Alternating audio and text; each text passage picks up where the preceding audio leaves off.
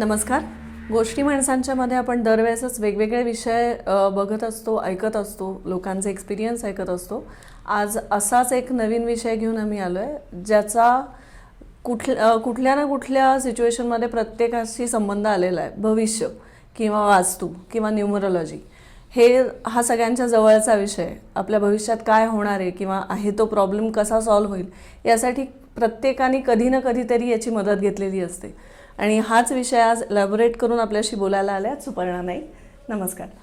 नमस्कार. आपण मूळ मुद्द्याला जायच्या आधी किंवा विषयाला जायच्या आधी तुमची बॅकग्राऊंड काय आहे? कारण आपण आधी बोलत होतो त्याच्यात तुम्ही आधी कम्प्युटर इंजिनिअरिंग आणि एमटेक केलं आणि त्याच्यानंतर हा सगळा विषय सुरू झाला, तर तो कसा सुरू झाला हे मला ऐकायचं आहे. सर्वात प्रथम गोष्टी माणसांच्या माध्यमातून मला माझा प्रवास उलगडण्याची संधी दिल्याबद्दल तुम्हा दोघांचे खूप खूप आभार. कारण खरं तर एक शिक्षक ते एक ज्योतिषी हा प्रवास खरंच खूप विलक्षण आहे. जसं की आपलं आता मगाशीच बोलणं झालं, तर थोडंसं त्याच अनुषंगाने सांगायला आवडेल की एकतर मी पुण्याची, माझं सगळं शिक्षण मराठी माध्यमातून झालं. अगदी खाऊन पिऊन सुखी अशा मध्यमवर्गीय महाराष्ट्रीयन कुटुंबात वाढले. आता हे सगळं करताना आपलं जे एक बेक जे रुटीन चालतं ते चालू होतं. शिक्षणही व्यवस्थित चालू होतं. अगदीच पहिल्या टॉपरमध्ये नाही पण पहिल्या 5 मध्ये नेहमी माझा नंबर असायचा. So I was a studious, आपण असं म्हणू शकू. हे सर्व करताना स्पोर्ट्स वगैरे ह्यामध्ये मी फारशी काही कधी रमले नाही. पण ड्रॉइंग, चित्रकला, गायन ह्या सगळ्या गोष्टी मला नेहमीच खूप त्या साईडला रुझान जास्त होतं, इन्क्लिनेशन जास्त होतं. बऱ्याच एलिमेंटरी, इंटरमिजिएट आणि बऱ्याच सगळ्या परीक्षांमधून मी उत्तीर्ण आणि चांगल्या मार्काने उत्तीर्ण झाले. असं करत करत आता त्याच एक शाळेतला एक किस्सा सांगते आणि मग आपण पुढच्या संदर्भाकडे जाऊयात. एक साधारणतः 6वी-7वीत असेल आणि एक म्हणतात की भित्यापोटी ब्रह्मराक्षस. तर मला सारखी अशी स्वप्न पडायची की गणिताचा पेपर आहे, कारण गणित हा माझा अत्यंत न आवडता सब्जेक्ट. आणि त्यातल्या त्यात पण असं की परीक्षा चुकलेली आहे, वेळ चुकलेली आहे. आणि तसंच काहीसं घडलं. पहिला पेपर होता इंग्लिशचा आणि मला टाइम टेबलमध्ये मी जुन्या मागच्या वर्षीचं टाइम टेबल बघितलं आणि मराठीचा अभ्यास केला. आणि बॅग भरताना लक्षात आलं की अरे आज इंग्लिशचा पेपर आहे आणि मी कालपर्यंत सगळं मराठीचं केलंय. आणि रडून मी गोंधळ घातला घरामध्ये. आता इथे आई वडिलांचा सपोर्ट हा त्याच वेळपासून, म्हणजे जी माझी जर्नी आहे, सो ते माझे सगळे दोघंही दीपस्तंभ आहेत माझ्या आयुष्यातले. आई मला म्हणाली की हे बघ, जो काही अभ्यास झालाय तो आपल्या बुद्धीत ऑलरेडी आहे, म्हणजे वर्षभर आपण काही ना काहीतरी शिकलेलो आहोत. बरोबर. तर तू जा, जे काही येईल ते अटेम्प्ट कर. जास्तीत जास्त काय कमी मार्क्स पडतील त्या व्यतिरिक्त अजून काही होणार नाही आणि we are fine with that. पण तू नाहीच गेलीस तर मग तो म्हणजे तो जो रिझल्ट आहे तो ऑब्व्हियसच आहे की नाहीच, म्हणजे you will not attempt that exam. ती माझ्या बरोबर आली, शिक्षकांना सगळी माहिती दिली की असं असं झालेलं आहे. आणि ती पूर्ण वेळ बाहेर बसून होती जोपर्यंत माझा पेपर होत नाही. रिझल्ट लागला. सगळ्यात जास्त मार्क्स मला त्या विषयामध्ये पडले ज्या विषयाचा मी अभ्यास न करता गेले होते. सो तो एक माझ्या लाईफमधला एक कॉन्स्टंट, त्यातून एक अशी म्हणजे काय त्याला म्हणतात, सीख मिळाली की जे काय असेल तुम्ही निर्भीडपणे सामोरं जा. Because the easiest way to confront your fear is to face them. बरोबर. म्हणजे तुम्ही काहीच न करता आर्म्स डाऊन करून जर का तुम्ही बॅटलफील्डमधनं बाहेर पडलात तर रिझल्ट आहे की तुम्ही हरणार आहात. तर मग जिंकून किंवा लढून हरा, त्यातनं एक सॅटिस्फॅक्शन मिळतं की you are not giving up on that situation. तर ही एक सीख माझ्याबरोबर कायम राहिली. आणि असं करत करत मग 10वीतही चांगले मार्क्स मिळाले. मग आपसुकच चांगले मार्क्स मिळाले म्हटल्यानंतर मग इंजिनिअरिंगकडे, कम्प्युटर टेक्नॉलॉजीमध्ये मला भारतीय विद्यापीठमध्ये ॲडमिशन मिळालं, कारण की I got the first class with distinction by the way. आणि तिथे एक टिपिकल मराठी माध्यमातील मुलगी, आणि तिथे जे काही माझे सगळे फेलो स्टुडंट्स होते ते सगळे एक तर दिल्लीचे, अमराठी, अगदीच हाय उच्चभ्रू सोसायटीतून वगैरे आलेले. सो एक थोडंसं त्या सिच्युएशनला I was feeling that I am little bit out of place. कारण आपल्या मराठी मुलांमध्ये मला एक असं जाणवतं की आपल्यामध्ये ना एक सगळं असतं, बुद्धिमत्ता, पण एक धाडस बोलण्याचं जे लागतं ना, तर ते कुठेतरी कमी पडतो आपण टू प्रेझेंट अवर सेल्फ. मग I took it as a grooming session. मग मी माझ्यावरती भरपूर काम केलं, like how I can gel with all those other students स्वतःहूनच. 6 महिने थोडंसं रुळायला उशीर गेला, पण अल्टिमेटली मग तिथेही मी बाजी मारली आणि मग डिप्लोमातही माझा म्हणजे छान टक्क्यांनी पास झाले. मग अगेन कम्प्युटर टेक्नॉलॉजीमध्ये डिग्रीमध्ये ॲडमिशन घेतलं. डिग्रीत ॲडमिशन घेताना असं झालं की I was on a cross road, की माझं प्लेसमेंट झालं होतं ऑलरेडी एक IT कंपनीमध्ये कॅम्पस थ्रू. ओके. बट आपण म्हणतात ना की एक आपलं इनर कॉलिंग असतं की आपल्याला पटकन कळतं की आपण हे किती दिवस करू शकू. बरोबर. तसं मला कळालं की though I was a computer technology student, मला हे कंटिन्यू कम्प्युटर समोर प्रोग्रामिंग करणं, I don't want to spend my rest of life doing that. Because basically मी खूप इंटरॅक्टिव्ह आहे, I am very talkative, I like to gel with the people. Because I feel की जेवढं तुम्ही वेगवेगळ्या व्यक्तिमत्वांशी बोलाल तुम्ही समृद्ध होता ॲज अ व्यक्ती म्हणून. तर ते मला कम्प्युटर समोर बसून प्रोग्रामिंग करणं हे मला कधी भावलंच नाही पहिली गोष्ट. तर त्यामुळे मग मी तो जॉब क्विट केला, म्हणजे रादर प्लेसमेंट झालेलं मी नाकारलं आणि मी एक डेमो लेक्चर दिलं जिथे मी ऑलरेडी आत्ता ॲज अ लेक्चरर म्हणून काम करते, ते म्हणजे भारती विद्यापीठमध्ये. आणि it was well accepted by all the faculties आणि थँक्स टू माय प्रिन्सिपल. आणि इमिडिएटली मग तिथेच मी ॲज अ लेक्चरर म्हणून रुजू झाले. तर ते आज तागायत मी भारती विद्यापीठमध्येच आहे. आता हे सगळं करत असताना बऱ्याच गोष्टी आयुष्यात होत होत्या, पण कधीच मला चाकोरीबद्ध आयुष्य जगायला आवडलेलंच नाही आहे. म्हणजे जरी कम्प्युटर झालं तरी पण मी IT मध्ये गलेलठ्ठ पगाराची नोकरी आत्ताही करू शकते, because I have that Calibri. पण कुठेतरी पैसा हे सर्वस्व नाही आहे, कारण जॉब सॅटिस्फॅक्शन आणि तुम्ही तुमचं पॅशन ह्याचा किती मेळ घालताय बरोबर हे खूप मॅटर करतं. तर ते करत असतानाच कुठेतरी एक चाकोरीबद्ध आयुष्यातनं बाहेर पडताना मला घरातल्यांचा सपोर्ट तर कायम आहेच. रादर एक टर्निंग पॉईंट असा झाला की आईने मला न सांगताच पुण्याचं गो गॉर्जियस मॉन्सून क्वीन स्पर्धा होती. It was a beauty pageant आणि of course personality pageant as well. तिथे आईने मला न सांगताच माझं नाव रजिस्टर केलं. आय वॉज लिटिल स्केप्टिकल की मला जमेन का आणि like why I have to do it.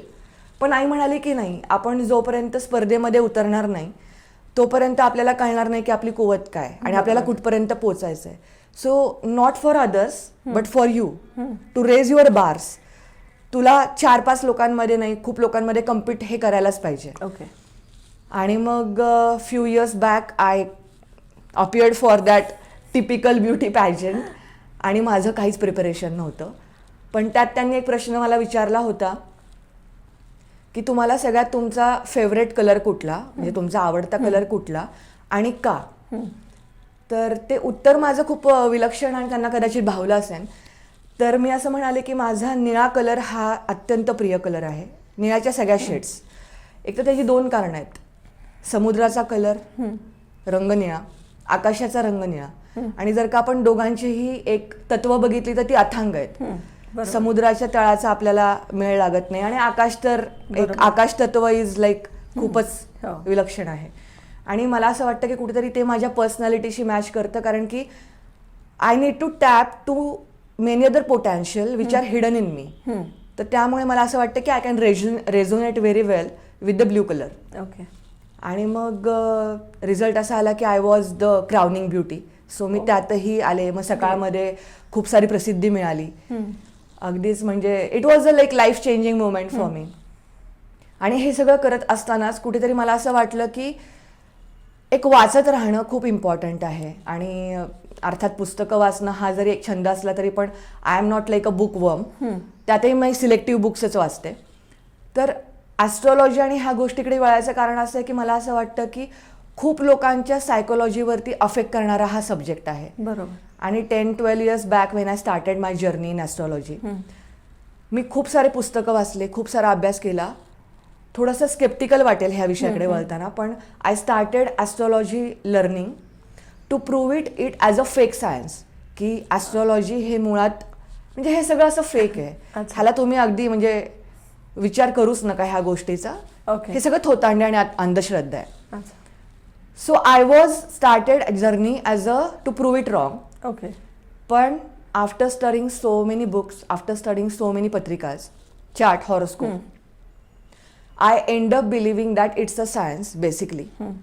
जसं ॲस्ट्रॉनॉमी आहे you cannot deny the presence of sun and moon, कारण ते आपल्याला इल्युमिनरीज आहेत, बरोबर आपण रोज डोळ्यांनी ते बघतो. बरोबर. मग हे जे नवग्रह आहेत, आपण ह्याचं अस्तित्व कसं नाकारू शकतो? जर का एका चंद्रामध्ये एवढी ताकद आहे की तो एवढ्या अथांग सागराला भरती आणि ओहोटी आणू शकतो, तर तो आपल्या मनावरती काय परिणाम करत असेल? So I was a deep thinker आणि basically I was a deep learner basically. So मी खूप साऱ्या पत्रिका आधी बघितल्या आणि त्यातनं मला असं जाणवलं की मी जे काही सांगायचे की त्या कॉम्बिनेशनमधनं की हे असं होईल, असं होऊ शकतं, घडू शकतं. आणि it started coming true. Okay. कारण की त्या गोष्टी त्या व्यक्तींच्या आयुष्यात व्हायला लागल्या. बरोबर. आणि कुठेतरी मला असं वाटलं की नाही, आय वॉज ॲक्च्युली रॉंग. हे एक सायन्स आहे, astronomy, so I should give a much try to it. आणि मग मी खूप साऱ्या परीक्षा द्यायला लागले. खूप सारे गुरु ह्यामधले जे जे काही मातब्बर व्यक्ती आहेत त्यांच्याकडे जाऊन शिकले. ओके. कारण मला असं वाटतं की अजूनही आपण आपल्याला स्टुडंटच म्हणून घ्यावं. आत्ता रिसेंटली मी ज्योतिष पराशर जी पंडित पदवी आहे तर ती संपादन केली ह्याच्यामध्ये. पण त्याच्याही अगोदर जाऊन मला हे सांगावंसं वाटेल की हा प्रवास इथे संपत नाही. आपल्या इंडियन लोकांना जोपर्यंत एक इंटरनॅशनल टॅग एकाला लागत नाही, इम्पोर्टेड म्हटलं की अजूनही आपल्याकडे एक नाही, आपलं काय लोकल आहे, पण इम्पोर्टेड म्हटलं की जरा त्याचं एक व्हॅल्यू आपल्या साईडने खूप वाढते. पॅन्डेमिकमध्ये मला असाच एक चान्स मिळाला की आय वॉज सर्फिंग नेट आणि आय केम टू नो की हार्वर्ड युनिव्हर्सिटीमध्ये प्रिडिक्शन अँड डिव्हिनेशन नावाचा सर्टिफाईड कोर्स आहे, which is dedicated to an astrology. आणि not just Indian Vedic astrology, पण रोम, मिडल ईस्ट, आफ्रिका, प्राचीन इजिप्त, ह्या सगळ्यांमध्ये लोक भाकितं करण्यासाठी म्हणजे भविष्य सांगण्यासाठी पूर्वी आणि आत्ता काय काय टूल्स वापरतात आणि काय काय टेक्निक वापरतात. So it was a holistic approach. आणि since it is a Harvard, तर ते काय असं इझिली डिग्री मिळणं किंवा हे इतकं सोपं नव्हतं. बरोबर. So I dedicated a lot of time to studying की अब्रॉडमध्ये कसं चाललेलं आहे. आणि then I got certified by the Harvard university as a prediction and divination master. तर त्यानंतर मग it was like never looking back. आणि आपण असं म्हणतो की it is a energy science basically. बरोबर. एनर्जीज वर्क होतात प्रत्येकाचं. तर त्यामुळे आय अंडरस्टँड वन थिंग की आपण असे फुकटचे सल्ले दिले तर लोकांना फुकटच्या सल्ल्याची किंमत नसते. बरोबर. So when you do some like pay some value for it, you can actually follow it much deeper and understand it much deeper. कारण असं म्हणतात की when you are good at something you should not do it for free. आणि astrology पण हे एक असं science आहे की तुम्ही एखाद्याच्या कार्मिक सिद्धांताशी कनेक्टेड होता, तुम्ही एखादा हॉरोस्कोप वाचता म्हणजे. सो तिथे I started professional consultation. Okay. आणि मग आता जगात म्हणजे आपल्या अगदी भारतात आणि भारताबाहेर असा माझा बराच क्लायंट बेस आहे. अच्छा. आणि हे सगळं करता करताच all the modalities in the occult, like ज्योतिष त्यातलीच एक झाली, बरोबर, न्यूमरोलॉजी झाली म्हणजे अंकशास्त्र, आणि आता वास्तू. ह्या तिन्ही गोष्टींमध्ये आता I am doing quite well. Okay. Vastu ह्या अंगाने आता मी बरेच प्रोजेक्ट करतेय रादर. अच्छा. तर हा आत्ताचा माझा प्रवास आहे. हा प्रवास खूपच जास्ती म्हणजे खूप वेगळ्याच विषयाकडे आलात आणि खूपच छान प्रवास आहे तुमचा. मला हे सगळं ऐकताना असं वाटलं की तुम्ही जेव्हा म्हणालात की बाहेरच्या देशांमध्ये कसं चालतं आणि आपल्या इथे वेगळं, तर हा फरक नक्की काय जाणवला तुम्हाला अभ्यास करताना? एक 2 प्रॉमिनंट गोष्टी मला ह्या जाणवल्या त्यामध्ये, की तिथे एक म्हणजे बोन्स, प्राण्यांच्या बोन्सवरती लिहून आणि मग ते अशा वेगवेगळ्या टेक्निक्स आहेत त्यामध्ये. रोममध्ये काय होतं, जसं की मिडल ईस्ट कंट्रीमध्ये ते कॉफी मगची एक खूप विलक्षण टेक्निक त्यामध्ये मी शिकले. की कॉफी त्या मगमध्ये भरायची, कारण ते लोक कॉफी खूप घेतात. अच्छा. आणि तो जो मग आहे ती कॉफी थोडीशी त्यामध्ये जेल झाली की तो उलटा करून ठेवायचा एक 15-20 मिनिट्स. आणि मग तो परत उपडा केला की त्यामध्ये एक स्ट्रक्चर निर्माण होतं त्या तळाला. आणि जे काही स्ट्रक्चर निर्माण होतं ते डिकोड करून they use to do the prediction. पण ह्याच्यामध्ये मजेची गोष्ट अशी की ते स्ट्रक्चर प्रत्येक वेळेस ते तसंच येईल असं नाहीये. बरोबर. प्रत्येक वेळेस तोच व्यक्ती सेम तोच प्रश्न घेऊन जरी गेला तरी पण जे स्ट्रक्चर बनणार आहे ते वेगळं बनू शकतं. बरोबर. तर मला कुठेतरी असं वाटलं, again with all due respect to all the techniques ज्या जगामध्ये चालतात, मला एक गोष्ट मात्र प्रकर्षाने जाणवली की आपला जो काही एक सिद्धांत आहे जे पराशर ऋषींनी, कारण त्याला पराशर होराशास्त्र म्हणतात, की तो इतका फुलप्रूफ आहे की त्याच्यामध्ये चूक व्हायचा काही चान्सच नाही आहे. बरोबर. कारण की एकदा एखादा माणूस एखाद्या पर्टिक्युलर मुहूर्तावरती एखाद्या वेळेस त्याच दिवशी जन्मतो, ह्याला खूप मोठा एक कार्मिक सिद्धांत आहे. कारण त्यावेळेस त्या दिवशी चंद्र कुठल्या राशीमध्ये आहे, गुरु कुठल्या राशीत, शनी कुठल्या राशीत आहेत, ते आयुष्यभर त्या व्यक्तीचं ते जे काही एक इम्प्रिंट आहे ते कधीच बदलणार नसतं. कारण की तुम्ही you are born with certain पत्रिका, ते तुम्ही उद्या 40 वर्षाचे व्हा, 60 वर्षाचे व्हा, you are born with that imprint, ते कधी बदलणार नाहीये. बरोबर. And that is a rock solid foundation, की जे मी बघून त्यावरती पुढे प्रिडिक्शन करते. बरोबर. कारण की जर का आपण म्हणतो ना की आड्यातच नाही तर पोहऱ्यात कुठून येणार. बरोबर. एखाद्याचा पत्रिकेत राजयोग आहे, पण तो राजयोग जर का 70-80 वर्षी फलित होणार असेल, जेव्हा त्याची एक्झिट घ्यायची वेळ झालेली आहे, तर तो फलित होऊन त्याला त्याचे किती आउटपुट्स मिळणार. बरोबर. तर राजयोग वगैरे वगैरे असे बरेच योग मी स्टडी केलेले आहेत, पण ते फलित होतात का हा एक मोठा प्रश्न आहे. ओके. आणि तो फक्त एक ज्योतिषी सांगू शकतो की योग आहे, पण तो फलित होईल का. अच्छा. ओके.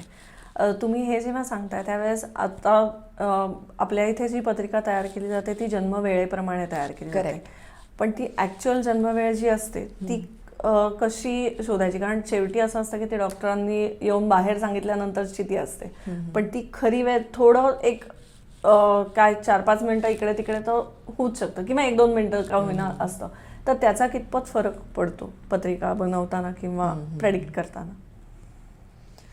ऍक्च्युली ह्या सगळ्या सायन्समध्ये तर लिटरली आई जेव्हा कन्सीव्ह करते बेबी, ऍक्च्युली तर ते तेव्हापासून डीप सायन्स स्टडी होतं. ओके. कारण की ते कुठल्या कंडिशनमध्ये बीज फलित होत आहे, ह्या सगळ्याच गोष्टीचा ओव्हरऑल 9 मंथच्या त्या बाळाच्या बेबीच्या आणि आईच्या जर्नीचा खूप सारं आहे. कारण आपण मराठीमध्ये एक खूप साधं वाक्य आहे की नाळ जोडली जाणं एखाद्याशी, हे आपण आई आणि बाळाशीच नाही तर आपण कोणाशी बोलतो. बरोबर. तर नाळ जोडली जाणं ह्या गोष्टीला एक खूप डीप मिनिंग आहे की आपण एखाद्याशी खूप कार्मिकली कनेक्टेड होतो. ते बाळ त्याच आईच्या पोटी का जन्म घेतं, ती फॅमिलीज का निवडतं का, तर त्याचा एक खूप सुंदर पुस्तक आहे कर्माचा सिद्धांत. त्याच्यामध्ये ह्या सगळ्या प्रश्नांची उत्तर आहेत की ते सोल, तेच फॅमिली, तेच आईवडील का निवडतं आणि मग त्याचा प्रवास तिथनं कसा सुरू होतो.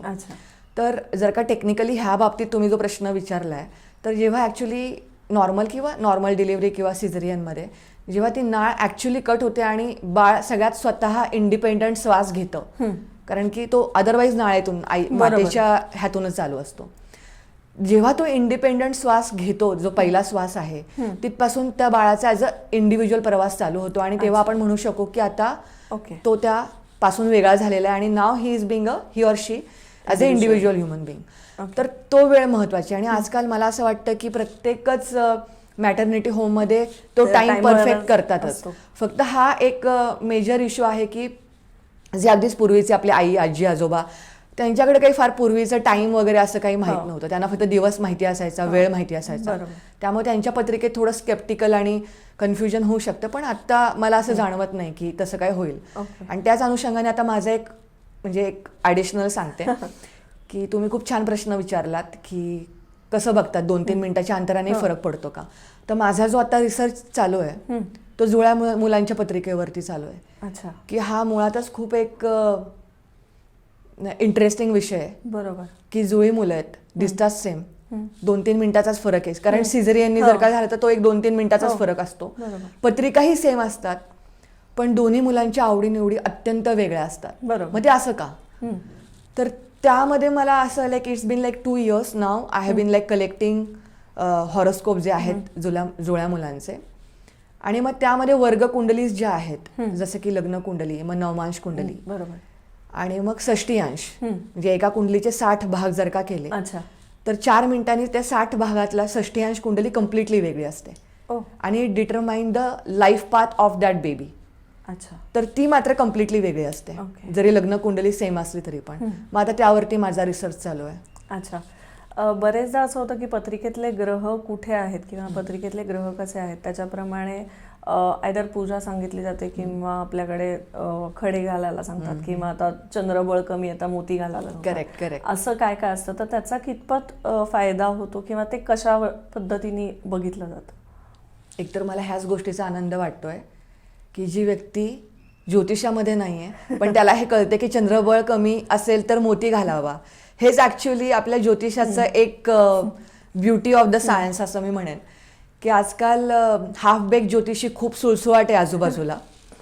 माझ्या इतक्या वर्षाच्या प्रोफेशनल कन्सल्टेशनमध्ये मी हे अत्यंत ठामपणे सांगू शकते की मी अजून एकदाही एकाला कालसर्पयोग सांगितलेला नाहीये. हो. एकाही व्यक्तीला मी नारायण नागबळी सांगितलेला नाहीये. ह्या 2 गोष्टी तर मी सांगितलेल्या नाहीये, ह्या मी अगदी ओपनली सांगू शकते. पण हां, कुंडली ॲनालाइज करताना एवढं मात्र नक्की आहे की एखादा जो ग्रह आहे तो उच्चीचा आहे का नीच आहे, तो बली आहे का निर्बली आहे, हे बघताना आपल्याला हे आपसुकच कळून जातं की ह्यामध्ये हे कमी आहे, तर आपण ह्याचा बूस्टर डोस द्यायला हवा. अच्छा.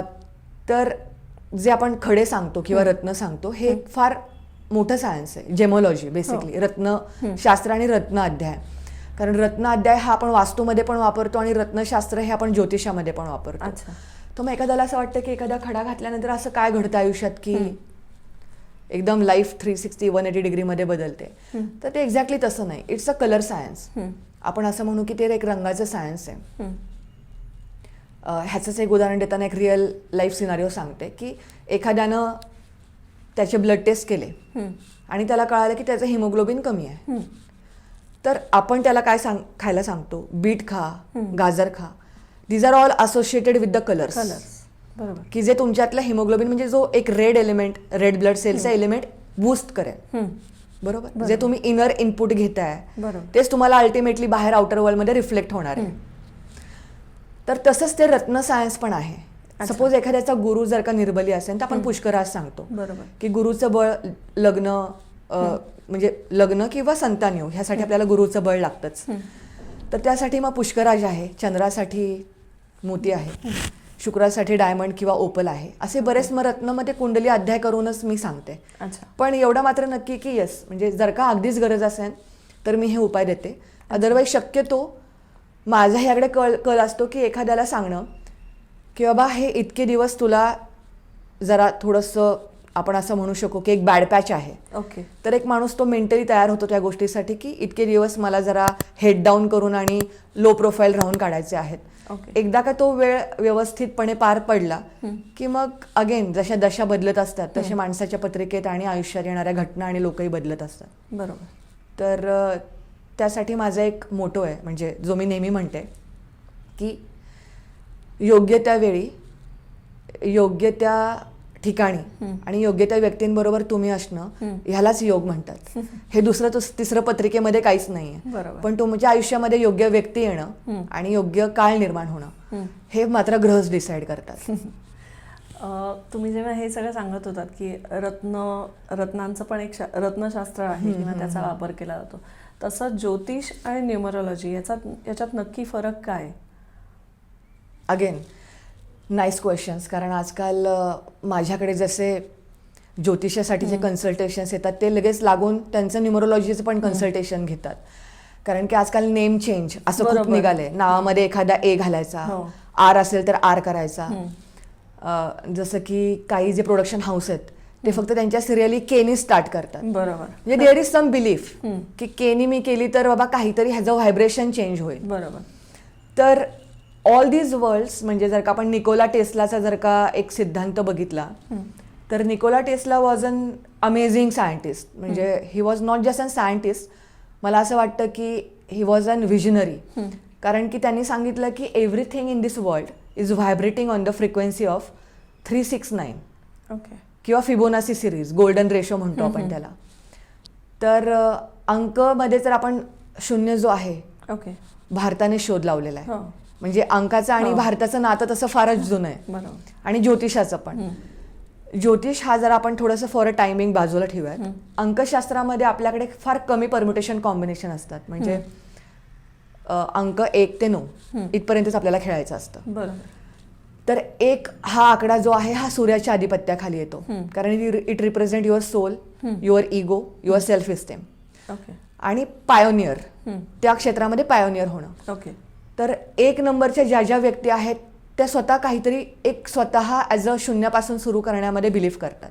ओके. म्हणजे जर का आपण बघितलं की बिल गेट्स 28 आहेत, लता मंगेशकर 28 होत्या, रतन टाटाजी 28 म्हणजे हे सगळे 28 म्हणजे 2 + 8 ह्याची बेरीज अल्टिमेटली एकच येते. बरोबर. 2 नंबरच्या व्यक्ती आहेत ह्या चंद्राच्या अधिपत्याखाली येतात. त्या एकंदरीत इमोशनल बेस्ड जास्त असतात, आर्टिस्टिक पर्स्युएट जास्त असतो. Okay. They are less of a intellectual but more of a EQ, emotional question त्यांचा खूप हाय असतो. ओके. 3 नंबरच्या व्यक्ती आहेत त्या गुरुच्या अधिपत्याखाली येतात. ओके. 4 नंबर जो आहे तो राहू, आणि आपल्याकडे माहिती आहे राहू हा एक एकदम आउट ऑफ बॉक्स थिंकिंग देणारा आणि एकदम आपण त्याला म्हणू की सोसायटीच्या सगळ्या नॉर्म्सच्या अपोजिट जाऊन काहीतरी काम करायचं. ओके. तर ही 4 नंबरच्या व्यक्ती सगळं ते करतात, त्यामध्ये बिलीव्ह करतात. अच्छा. की सगळे हे करतायत का नाही, मी ह्यापेक्षा वेगळं करणार. आणि त्यांचं फॉरेन कनेक्शन पण लवकर इस्टॅब्लिश होतं. ओके. 5 नंबर जो आहे तो बुधाचा आहे. ही लोक अत्यंत उत्तम लेखक, बोलण्यामध्ये चतुर असतात. आणि नंबरिंग तर जनरली बँकेमध्ये जिथे कुठे आकडेमोड आहे, लिखाणाचं काम आहे, क्रिएटिव्ह वर्क आहे, तर ह्या सगळ्यांमध्ये बुध मस्त काम करतो. 6 नंबर जो आहे आपण त्याला जो म्हणतो शुक्राचा अंक आहे. तुम्ही स्वतः एकदम खूप सुंदर म्हणजे आय कुड सी एक व्हायब्रेशनच ह्या रूमचं खूप वेगळं आहे, कारण सगळीकडे आय कुड सी एकदम ब्युटीज ऑफ पोस्टर्स आहे.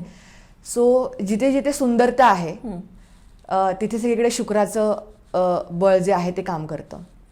मग आपण खूपदा अशा ठिकाणी बघतो की ती लोक नोकरीमध्ये काम करतात 9 to 5 जॉब, पण ॲज इन त्यांचं सोल जे आहे, पॅशन जे आहे ते कलेला डिवोट केलेलं असतं. मग ते गायन असेल, वादन असेल, चित्रकला असेल, हे सगळं एक शुक्राच्या अधिपत्याखाली येणाऱ्या गोष्टी आहेत. आणि असंच करत करत बरेच नंबर्स आहेत. मग 7 केतू नेपच्यून, 8 शनी महाराजांचा आहे, आणि 9 म्हणजे मार्सचा म्हणजे मंगळाचा. तर ग्रहांचा आणि ह्याचं हे असं रेझोनेट होतं. अच्छा. पण न्यूमरोलॉजीमध्ये एक गोष्ट अशी आहे की तुम्ही कुठल्या मुलांकावर जन्मलाय, तुमचा भाग्यांक काय, हे आपण एकदा सांगितलं की हे परत चेंज होत नाही. बरोबर. पण ह्यातनं तुम्ही त्यांचं लाईफ टाईम प्रिडिक्शन देऊ शकत नाही की पुढच्या वर्षी तुमच्या लाईफमध्ये काय होणार आहे. ओके. तुम्हाला जर का कन्सिव्ह करायचं आहे किंवा तुम्हाला जर का लग्न करायचं आहे तर तुमच्यासाठी कुठलं इयर बेटर असेल, त्यासाठी we have to go back to the पत्रिका. ओके. की जिथे आपल्याला बघता येतं की गुरुबळ काय, बरं. आता दशा महादशा लग्नासाठी किंवा पुत्रप्राप्तीसाठी सपोर्टिव्ह आहेत का, ओके. एखाद्याला फॉरेन जायचं असतं किंवा शिक्षणासाठी परदेशात जायचं असतं, बरोबर. तर ते नक्की तो चार्ट ते प्रॉमिस करतोय का. कारण की इट कसं आहे की वेस्टेड टाइम, वेस्टेड मनी आणि वेस्टेड एनर्जी ह्या 3ही गोष्टी जर का चुकीच्या वेळेस जर का वेस्ट झाल्या, म्हणजे एखादा दरवाजा बंद आहे, बाहेरून लॉक आहे आणि तुम्ही तिथे डोकं आपटताय, पण तुम्ही बघतच नाही की पलीकडे एक दरवाजा जो ओपन आहे, तुम्ही त्यातनं लवकर एक्झिट घेऊन तुम्ही you can explore the another possible objective of your life. तर ते वेळीच तुम्हाला एक गाईड करणारा जर का समजला तर your life can transform in to for a betterment basically. कारण एक तर मुळात आपण ही गोष्ट समजायला हवी की ज्योतिषी हा काही देव नाही आहे, हाही हाडामासाचाच एक माणूस आहे. फक्त तुमच्यापेक्षा त्याला एक वेगळी कपॅबिलिटी आहे की he or she can decode the planetary positions. कारण ज्योतिष ह्या शब्दाची जर का फोड केली तर ज्योती म्हणजे प्रकाश आणि ईश म्हणजे दैवत्व. तर अंधाराकडून प्रकाशाकडे घेऊन जाणारा व्यक्ती म्हणजे ज्योतिष. ओके. ही एवढी साधी व्याख्या आहे. खूपदा लोक भरकटलेले आहेत आजकाल, सायकोलॉजिकल इश्यूज आहेत, लोकांना निर्णय घेण्याची क्षमता हरवलेली आहे. बरोबर. कारण एक तर पहिली गोष्ट अशी आहे की आपण जर का 24 तासामध्ये बघितलं आणि जर का आपण आपला स्क्रीन टाइम काढला तर तो 3 तास मिनिमम सगळ्यांचा येतो. बरोबर. मग आपण आपल्यासाठी काय टाइम देतोय, आणि त्यातनं आपली डिसिजन घ्यायची क्षमता पूर्ण बिघडलेली आहे. एक तर पहिली गोष्ट अशी की आपण जी लोक लवकर दुसऱ्याच्या विचारांच्या इन्फ्लुएन्समध्ये येतात ती मग त्यांच्याचप्रमाणे वागायला लागतात, त्यांना त्यांचं ओन थिंकिंग राहत नाही. किंवा खूपदा मनात खूप वाटत असतं हे करावं ते करावं, पण त्यांना एक तो ट्रिगर मिळत नाही. आणि खूपदा तिसरी एक गोष्ट अशी आहे की ते माहीत असतं मनामध्ये, पण त्यांना व्हॅलिडेशन हवं असतं दुसऱ्या कुठल्या तरी एक अथॉरिटी फिगरकडून. तर मग आत्ता मी जे काही कन्सल्टेशन करते त्यांना मी जेव्हा अगदी अधिकारवाणीने सांगते हे होईल हे होणार नाही, तेव्हा त्यांना एक क्लॅरिटी येते की मला एक्झॅक्टली हे करायचं आणि हे करायचं नाही आहे. बरोबर. आणि ही क्लॅरिटी येणं हे बेसिकली एक ज्योतिषाचं काम आहे. अच्छा. म्हणजे मला असं वाटतं की त्याचबरोबर माझी जबाबदारी अशी वाढते की फक्त लोक जॉब चेंज करू का, लग्नाचा मुहूर्त, किंवा अगदी आजकाल तर खूप नवीन आहे की C सेक्शनमध्ये लोक टाइम काढून घेतात. हाही एक वेगळाच अनुभव असतो. तिथपासून ते अगदी बाळांचे नामकरण विधी, बाळाचं नाव काय ठेवू हे तुम्ही सांगा, कारण आजकाल माझे इतके लोक जुडले गेलेले आहेत ह्या क्षेत्रामुळे की आत्तापर्यंत मला असं वाटतं बऱ्याच मुलांची नावं मी ठेवली आहेत. त्यामुळे घरामध्ये मला असं किंवा मित्रपरिवारामध्ये अगदी मजेने मला म्हणतात की तू अगदी युनिव्हर्सल आत्या झालेली आहे. कारण की आतापर्यंत बऱ्याच म्हणजे तेवढ्या लोकांचा ट्रस्ट आहे माझ्यावरती. बरोबर. की नाही मॅम तुम्ही जे सांगताल ते तसं. अच्छा. तो आणि असा झालेला नाही आहे because they got the results. बरोबर. आणि ते सगळं ऐकताना आणि हे सगळं करताना मला असं वाटतं की ॲज अन ॲस्ट्रॉलॉजर आणि ॲज अ काउन्सलर आणि ॲज अ शिक्षक ऑल्सो, कारण मी हे सगळं करताना मी हे विसरू शकत नाही की मी एक टीचरसुद्धा आहे. तर माझ्यावरची जबाबदारी खूप वाढली असं मला एक कायम जाणीव होत राहते ह्या माध्यमातून. कारण की तुम्ही एक एक शब्द जो बोलताय it is being getting heard very carefully. आणि तो समोरच्याच्या सायकोलॉजीवरती इतका डीप डाऊन इफेक्ट करणार आहे. तर either you can make or you can break the person. So if I am in the authority तर I should be very careful with my words. त्यामुळे मी शब्द खूप जपून आणि मोठ्या तोलून मापून वापरते कन्सल्टेशनच्या वेळी. हे तुम्ही जेव्हा बोलात त्यावेळेस मला हा प्रश्न पडतो की मग प्रेडिक्शन करताना तुम्ही जे आहे प्रेडिक्शन ते तसंच्या तसं तुम्ही सांगू शकता, म्हणजे सांगणं तुम्हाला पॉसिबल असतं का? काही गोष्टी मागे ठेवून किंवा काही गोष्टी न सांगता जेवढं चांगलं आहे तेवढं सांगायचं, किंवा थोडी मानसिक तयारी करायची पण ॲक्च्युअल काय होणार आहे हे तुम्हाला कळतं पण तुम्ही सांगू शकत नाही, असं कधी होतं का? हा एक खूप महत्त्वाचा प्रश्न आहे. आणि ज्योतिषामधला एक हा मोठा सगळ्यात रूल आहे, नियम आहे बेसिकली, की ज्योतिषाला म्हणजे वेदांग ज्योतिष म्हणतो आपण त्याला, पराशरमध्ये वेदांग ज्योतिष. वेदरूपी आपण त्याला एक मनुष्याचीच उपमा दिलेली आहे. तर त्या वेदरूपाचे चक्षु म्हणजे डोळे म्हणजे ज्योतिष असं आपण त्याला म्हणतो. की काही जे वेद आहेत ते बाहू आहेत, काही आहेत ते चरण आहेत, काही आहेत ते डोकं आहे. त्यातले वेद चक्षु म्हणजे ज्योतिषी, की त्यांना काही काळाच्या पुढचं तुम्हाला दिसू शकतं. ही तुम्हाला कपॅबिलिटी स्टडी करून म्हणा किंवा मिळालेली असते. You are blessed by some energies. मग ही जर का तुमच्याकडे कपॅबिलिटी असताना तुम्ही ती किती व्यवस्थितपणे वापरताय ही एक मोठी बाजू आहे. बरोबर. तर त्यातली एक पहिला नियम असा आहे की यू कॅनॉट आणि you should not predict anybody's death, even if you understand की थोडंसं विचित्र पत्रिकेमध्ये काही ग्रहयोग आहेत. कारण की कुठेही आपण काळाच्या पुढे जाऊ शकत नाही. ज्योतिषालाही त्याच्या एक लिमिटेशन्स आहेत. बरोबर. आणि एनी हाऊ ज्योतिषीज जे आहेत ते बेसिकली प्रिडिक्ट करू शकत नाहीत की मृत्यू समय काय आहे. जे अगदी सिद्धयोगी वगैरे आहेत ते स्वतःचं ठरवतात, इच्छा मरण जे त्याला म्हणतात, पण ते सिद्धयोगी आहेत. अगदी जे आपल्यासारखे सर्वसामान्य लोक आहेत.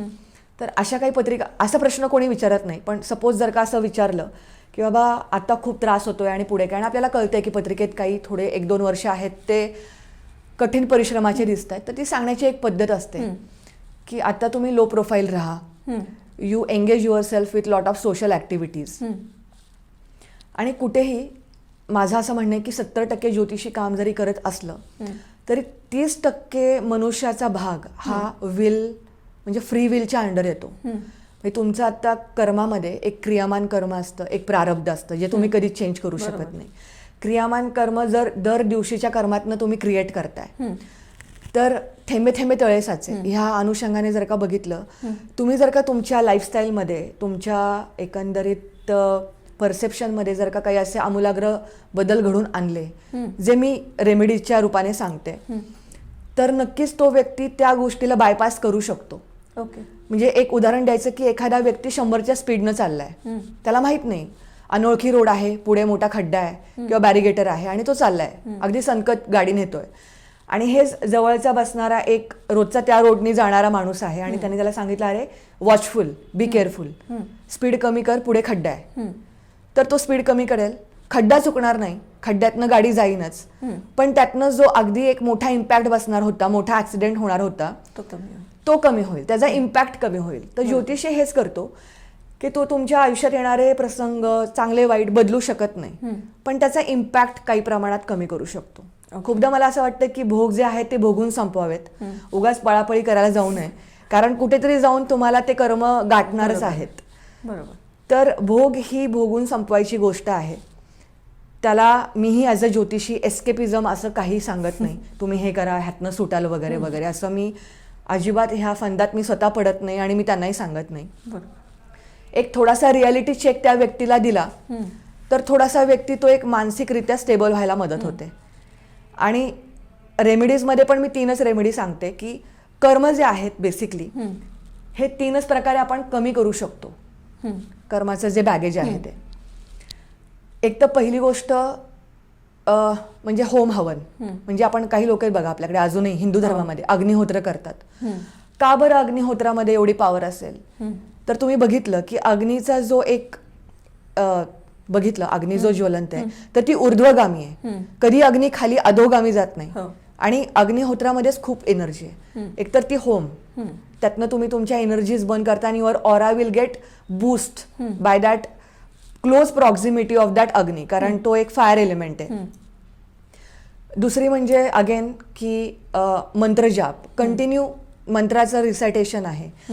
तुमच्याकडे हॅमर दिला आणि दगड फोडायला सांगितला तर नक्कीच एकाच घावात काही तो दगड फुटल्या जाणार नाही, पण तुम्ही रोज त्यावर 100 घाव टाकत गेलात तर एक दिवस असेल की तो दगड फुटेल. तर मंत्र तसेच काम करतात. तुम्ही आज 108 माळांचा जप केला आणि म्हटलात की मॅम मला काहीच फरक नाही पडत, it doesn't work that way. So it required the consistency, की तुम्हाला तो इष्टाचा जप जो आहे तो तुम्हाला किती रेझोनेट करतोय. कारण रिव्हर्बरेशन होतं, आपण जे मंत्र उच्चार करतो it works on your vibrations in the body. हा झाला सेकंड मार्ग तुमचे कर्म कट डाऊन करायचा, की तुम्ही ते ईशपर्यंत पोचताय. आणि थर्ड म्हणजे बाय डोनेशन्स, की जी अत्यंत दुर्लक्षित गोष्ट आहे पण ती फार महत्वाची आहे. की तुम्ही आज ह्या पृथ्वी तलावर आलेला आहात, तुम्हाला देवाच्या दयाने माणसाचा जन्म मिळालाय. कारण बघा प्राणी डोनेट करू शकत नाही, पण माणूस हा डोनेट करण्याच्या कपॅबिलिटीमध्ये आहे. तर डोनेशन्स ही एक अशी गोष्ट आहे, दान, की तुम्हाला ती कुठे नेऊन बसवेल तुम्हाला कळणारही नाही. पण फक्त असं आहे की डोनेशन्स करताना ह्या गोष्टी अशा आहेत की तुम्ही तुमचा मोबाईल फोन आणि सोशल मीडिया हे बाजूला ठेवलं पाहिजे. नाही तर तुम्ही आज 10 घोंगडी वाटून आलात आणि जर का लगेच सोशल मीडियावर टाकलं की such a beautiful day it was आणि मी हे केलं, तर मग you are doing it for a society and for your name fame, you are not doing it for a soul. तर मला असं वाटतं की दान करताना ह्या हाताचं त्या हाताला कळलं नाही पाहिजे, तर ते सत्पात्री असावं. बरोबर. नाहीतर ऑलरेडी एखाद्याचं पोट भरलंय आणि तुम्ही त्याला थाळीने खाऊ घालताय तर इट डझंट मेक सेन्स. तर सपात्री म्हणजे ज्या लोकांना गरज आहे. आणि आजकाल आपण असं बघतो की माणसालाच माणूस देत असतो, कारण माणूस भूक लागली तहान लागली तर मागू शकतो, भाषा आपल्याकडे मीडियम आहे.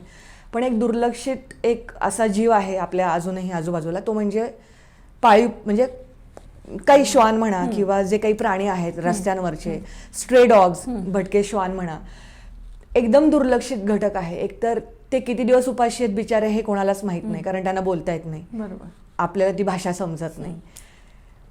तर मी माझ्या कन्सल्टेशनमध्ये हे हमखास सांगते की तुम्हाला जेवढं शक्य होईल तेवढं, माणसांना तर सगळेजण करतात, तुम्ही गोशाळेमध्ये जावा, त्यांना दान द्या. भटकी कुत्रे आहेत त्यांना तुम्ही देऊ शकता. जे जे जीव दुःखामध्ये आहेत तर त्या सगळ्यांना एक सुलभ त्यांचं जीवन करावं. एवढं जरी तुम्ही केलं तरी पण बऱ्यापैकी सगळे 9 ग्रह तुमच्यावरती प्रसन्न होतील. पण हेच बेसिक गमक आहे ह्या मागचं. कारण मी स्वतः ह्यामध्ये असं बिलीव्ह करते की आत्ता मी सांगते लोकांना म्हणून नाही, मुळात माझ्या घरचे सगळे आम्ही खूप प्राणी प्रेमी आहोत. तर त्यामुळेच पेट फोर्स पुण्यामध्येच संस्था आहे की जी भटक्या श्वानांसाठी कुत्र्यांसाठी काम करते.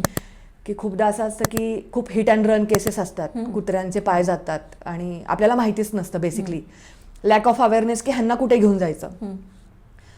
तर बरेच वर्ष मी त्या संस्थेशी जोडली गेलेली आहेत आणि आत्तापर्यंत मी जवळजवळ बरीच रेस्क्यू ऑपरेशन्स केलेली आहेत. तर त्यातनं जे आत्मीय समाधान मिळतं तर ते म्हणजे ॲज अ रेमेडी म्हणून मी नाही सांगते, पण ॲज अ मनुष्य म्हणून त्याची बरोबरी कशाचीच होऊ शकत नाही. की आज आपण कुठल्या तरी जीवाला वाचू शकलो आणि त्यातनं तो जीव आता वाचतोय आणि पुढे एक काही त्याचं जे काही आयुष्याचा जो काही काळ असेल तो घालू शकेन आणि रस्त्यावरती दुर्दैव अवस्थेत मरणार नाही. तर ते एक समाधान मिळतं, हे ह्याची तोडच म्हणजे ह्याचं कशाशी बरोबरीच होऊ शकत नाही. त्यामुळे मी माझ्या कन्सल्टेशनमध्ये हा आवर्जून सांगते की हे करा. अच्छा, आत्ता आपण जसं न्यूमरॉलॉजी किंवा भविष्य याच्यावर बोललो, तसं सध्या वास्तुशास्त्र हा पण एक विषय बऱ्यापैकी आहे की घरात लोक काही होत नाही किंवा प्रॉब्लेम्स येतात तर चेंजेस करतात किंवा ती जागा लाभत नाही असंही म्हणलं जातं. तर त्याचा काय नक्की हे आहे शास्त्र, त्याच्या मागचं काय आहे? जसं मी आत्ता सांगितलं की वेदरूपी पुरुष आपण त्याचा मानतो आणि त्याची चक्षु म्हणजे ज्योतिषी. तसं ज्योतिषामध्ये कुंडली मानताना आपण कालपुरुष कुंडली मानतो. कालपुरुष कुंडलीचा जो भाग जर का आपण बघितला तर आपण तो जो जे कालपुरुष आहेत ते बघतायत, वर बघतायत. We could see there face, कालपुरुष जे आहेत ते. तसं वास्तूमध्ये आपण वास्तुपुरुष पुरतो जेव्हा घराची वास्तुशांती वगैरे करतो. आणि वास्तुपुरुष जो आहे तो आपण नेहमी उपडा म्हणजे उलटा पुरतो. We cannot see his face basically. तर त्याची 2 कारणं आहेत बेसिकली. आता मी वास्तूमध्येही तेवढीच ॲक्टिव्ह आहे. तर वास्तुपुरुष हा जो आहे ह्याला एक अशी होती की it was like a demon kind of a thing. आणि त्यानं जे काही बघल तो ते भस्म करत सुटला होता. म्हणून आपण त्याला उपडं ठेवतो आणि आग्नेय दिशेला हे करतो. आता इथे आग्नेय दिशा वगैरे ह्या सगळ्या आता मी ज्या गोष्टी बोलतेय तर त्याचं कारण असं आहे की आपण आणि हे पूर्ण युनिव्हर्सच किंवा आपण जे राहतोय पृथ्वी ती पंचतत्वांनी बनलेली आहे. त्यामध्ये म्हणजे पृथ्वी, जल, वायू, आकाश ह्या सर्व तत्वांनी बनलेली. आणि ही सगळी तत्व जी आहेत ती आपल्या 360 डिग्रीमध्ये काम करतायत. म्हणजे आपण ज्या घरामध्ये राहायला गेलोय तिथे ती काम करतायत. तर उत्तर आणि पूर्व ह्या दिशेचा जो ईशान्य कॉर्नर असतो तिथे आपण ईश म्हणतो. म्हणजे ईश म्हणजे तिथनं दैवी तत्व येतं बेसिकली.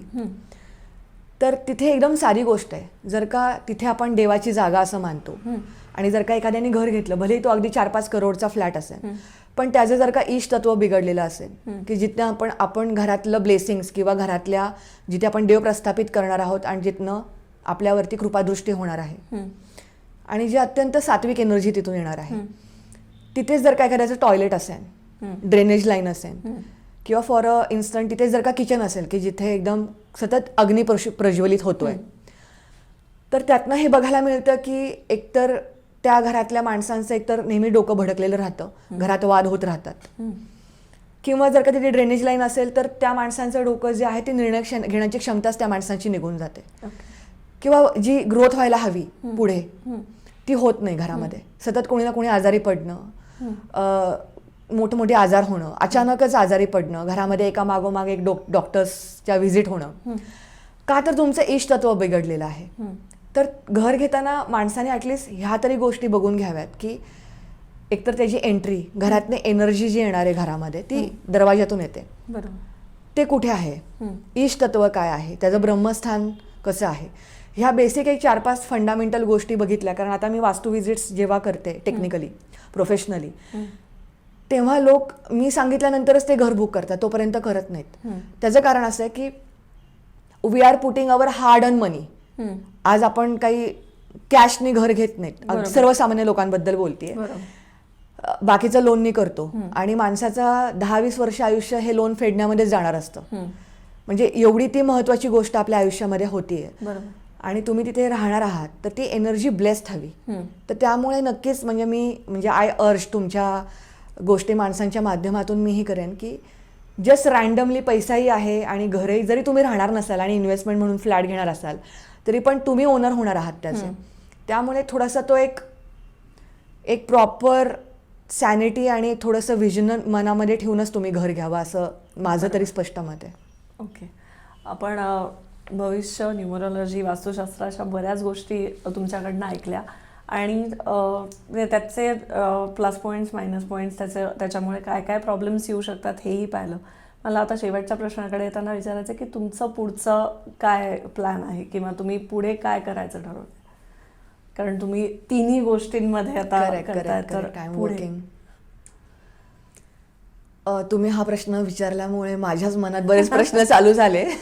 सो त्यालाच ह्याच प्रश्नाला अनुसरून एक सांगते की जसं मी पहिल्यापासूनच सांगते की मला पहिल्यापासूनच जसं आईवडिलांची शिकवण आहे, कारण की एखादा माणूस घडतो त्यांच्या पर्सनॅलिटीवरती त्यांच्या आईवडिलांचा बऱ्याच इम्पॅक्ट असतो. आणि being coming from a very normal typical Maharashtrian family, जरी तसं असलं तरी सुद्धा धाडसी निर्णय घेण्यापासून मला माझ्या आईवडिलांनी कधीच अडवलं नाही. तू हे करतेस हो, तू हे घेतेस हो, पण अर्थात चुकीच्या गोष्टींबद्दल नाही, एक सॅनिटी मनात ठेवून. तर ही जी गोष्ट आहे जी मी अजून कधी केली नाही आहे ती ह्याच अनुषंगाने की मी आतापर्यंत बरीच पुस्तकं वाचत राहिली आहे. तर मला असं वाटतं की आता ही वेळ आली आहे की आता जे काही मी स्वतःला फार अनुभवी मानत नाही, पण एक आय फील लाईक ह्या अनुषंगाने ज्या ज्या लोकांशी इतके वर्ष मी जोडले गेले, इतके सारे एक्सपिरियन्सेस आणि अनुभव मला मिळालेले आहेत सगळ्याच गोष्टींना. म्हणजे मी समृद्ध झाले बेसिकली. आणि I feel that I am blessed with the God की मला ही संधी मिळाली ह्या नॉलेज थ्रू.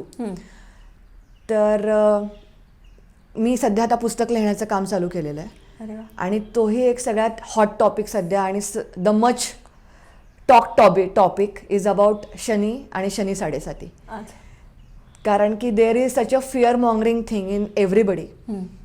माणसाला सध्या सेन्सेक्स काय चालू आहे, बाजारात ह्याचा भाव काय चालू आहे माहिती असेल ना असेल, पण एखादा कुंभ राशीचा आहे त्याला एवढं तर माहिती असतं की अरे माझी शनी 7.5 चालू आहे, आणि तो आधीच भिलेला असतो. भलेही आयुष्यात काही वाईट अजून घडू दे किंवा न घडू दे, तो आधीच त्या भिलेल्या अवस्थेतच ती 7.5चा प्रोसेस चालू राहतो. म्हणजे शनी महाराजांना आपण जे काही एक व्हिलन बनवलेलं आहे तर ते किती चुकीचं आहे हे मला थोडंसं लोकांसमोर आणायचं आहे. आणि कारण आजकाल असं आहे की भीती ही एक अशी एलिमेंट आहे ना की त्या थ्रू तुम्ही कोणालाही कंट्रोल करू शकता. तर मला एक्झॅक्टली तेच करायचं नाहीये जे सगळे ज्योतिषी करतात. म्हणजे I am really sorry, I am not talking about authentic ज्योतिषीज, आय एम टॉकिंग की जनरली जे लोक करतात. एखादी भीती मनात घातली की मग तो व्यक्ती तिथेच बरोबर निश्चित होऊन जातो. तर शनीबद्दलचे जे काही दुराग्रह आहेत आणि आतापर्यंत जे काही भीतीदायक वातावरण शनी महाराजांबद्दलचं आहे, तर मला असं वाटतं की I am in a capability आणि capacity now that I should write a book की जे थोडंसं त्यावरती प्रकाश टाकेल आणि त्यातनं बऱ्याच लोकांना मदत होईल. तर तो आत्ता चालू आहे. आणि ॲज आय सेड की जुळ्या मुलांच्या पत्रिकेवरती रिसर्च हा आता माझा साईड बाय साईड चालू आहे. तर ह्या 2 गोष्टी चालू आहेत. तुमचे शेवटचा प्रश्न की तुमचे एवढे 10-12 वर्षाचा अनुभव आहे, तुम्ही इतक्या लोकांना भेटलात आणि इतकं कन्सल्टेशन पण केलं, असा काही अनुभव आहे का की जो लक्षात राहिलाय किंवा वेगळा अनुभव आलाय की ज्याच्यामुळे फायदा झालाय किंवा असं? तसे तर खूप सारे आहेत, पण तुम्ही हा प्रश्न विचारला विच एकदम असं झरझर अशा बऱ्याच केसेस माझ्या समोर आल्या. पण त्यातली एक केस मला सांगायला आवडेल की 2020 वी ऑल नो 2020 कशासाठी फेमस होतं. करोनाने जो काही थैमान घातला होता. आणि 2020 पेक्षाही मला असं वाटतं की द वर्स्ट इयर वॉज 2021. कारण 2020 फक्त करोनाची फिअर होती, पण कॅज्युअलिटीज तेवढ्या नव्हत्या. बरोबर, म्हणजे आपण सगळ्या अगदी घरी होतो, सगळं प्रोटेक्टेड एन्व्हायरमेंटमध्ये होतो. Cases was yes of course cases होत्या, पण कॅज्युअलिटी तेवढी नव्हती जेवढी 2021 होती, सेकंड वेव्हमध्ये. आणि त्यामध्ये असं झालं की बऱ्याच लोकांना जे माझे क्लायंट्स आहेत तर त्यांच्या थ्रू जे कन्सल्टेशन आलं होतं, so it was a very weird thing to actually disclose. पण त्यांचे जे काही मिस्टर होते त्या मॅडमचे, so he was in to the NICU आणि ते बरंच 15-20 दिवस ते त्यावेळेस ॲडमिशन चालायचं. करोना ते लवकर because it use to affect your lungs, तर ते इन्फेक्शन काही लवकर कमी होत नव्हतं. आणि it was like doctor declared की इट्स व्हेरी टफ पुढचे 4-5 डेज आणि बहुतेक नाही काही होणार आणि असं तसं. आणि शी वॉज व्हेरी डिवास्टेटेड की 4च दिवस गेलेत आणि काही होऊ शकतं वगैरे. आणि समहाव त्यांचे जे परिचित आहेत, जे माझे बऱ्याच वर्षापासून क्लायंट आहेत, सो ती केस माझ्याकडे आली आणि त्यांनी तो चार्ट माझ्याशी शेअर केला. आणि I could see very vividly आणि व्हेरी स्ट्रॉंगली की आत्ताची जी सिच्युएशन आहे 8 दिवसांची, ती खरंच खूप डिफिकल्ट होती त्या व्यक्तीच्या आयुष्यामध्ये. पण समवेअर डाऊन द लाईन मी असं नेहमी म्हणते की ज्योतिष म्हणजे बे एक के बे किंवा 2+2=4 हे नक्कीच नाही आहे. ज्योतिषामध्ये 2+2=4 हे होऊ शकत नाही. कारण there is a different dimension working on you that is called as a intuition. कारण योग आहेत, चंद्र आहे, हे सगळं जरी असलं तरी तुमचं मन काय सांगतंय, आतला आवाज तुम्हाला काय सांगतोय.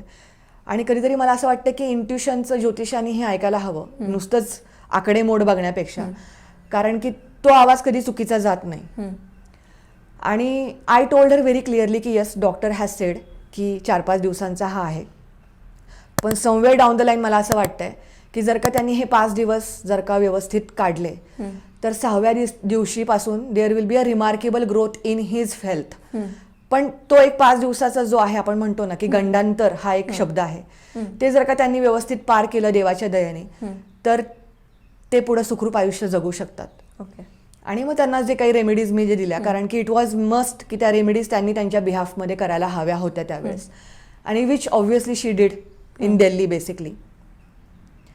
आणि after 5 days I got the call. मी ॲक्च्युली घाबरले होते तो कॉल घेताना की ह्या कॉलमधनं मला काय ऐकायला मिळेल. म्हणजे it was could be anything, it could be a negative call or काही होऊ शकतं.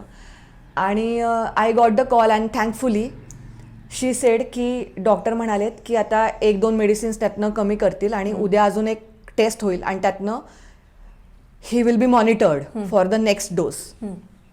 ती त्यावेळेस ती एक औषध मिळत नव्हतं ते, जे सगळ्यांना त्याचा तुटवडा निर्माण झाला होता. आणि he got that medicine on the 5th day luckily. आणि चांगली गोष्ट सांगायची म्हणजे आफ्टर 8 days आणि 10 days ही गॉट डिस्चार्ज. आणि आता ते चांगलं आयुष्य जगत आहेत. सो हा एक किस्सा आहे which was moving for me as an astrologer. Okay. आज तुमच्याशी ज्या गप्पा झाल्या त्यांनी खूप गोष्टी कळल्या आणि अजूनही आपण भेटूच पुढच्या एपिसोड्समध्ये. त्याच्यातनं तुमच्याकडनं भरपूर अजून मार्गदर्शन आम्हाला मिळेल. तुम्ही आज इकडे आलात त्याबद्दल थँक्यू. आणि तुम्हाला आजचा एपिसोड कसा वाटला हे आम्हाला खालती कमेंटमध्ये नक्की शेअर करा. आणि चॅनलला सबस्क्राईब करा, लाईक करा आणि शेअर करा. थँक्यू.